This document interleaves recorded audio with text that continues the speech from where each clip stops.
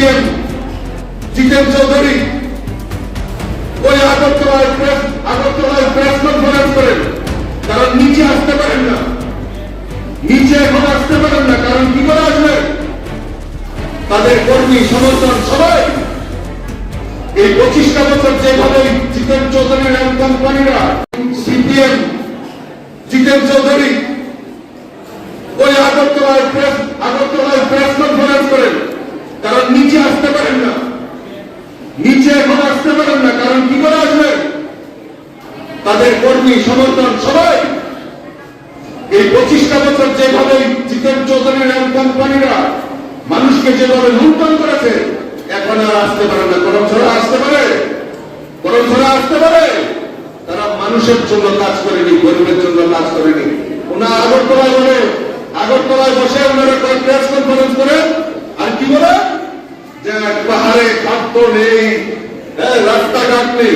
আরে দুর্ভোগের দল এখানে এসে করম ছড়া।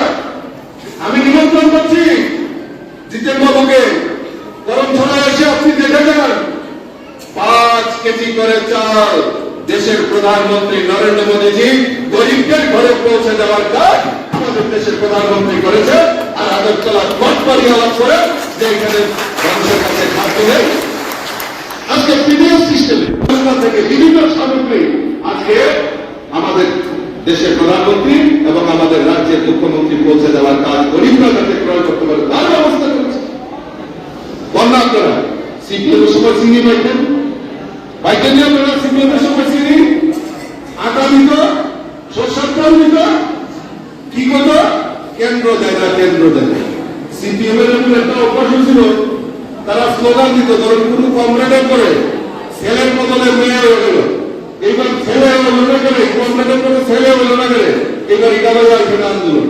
কি অমুক নেতার ঘরে ছেলের বদলে মেয়ে হলো কেন? নরেন্দ্র মোদী জবাব চাই, জবাব দাও। খালি কেন্দ্র জবাব দাও, তো কেন্দ্র জবাব দাও, এই স্লোগান করো। বন্ধুগণ, আমাদের দেশের যশস্বী প্রধানমন্ত্রী নরেন্দ্র মোদী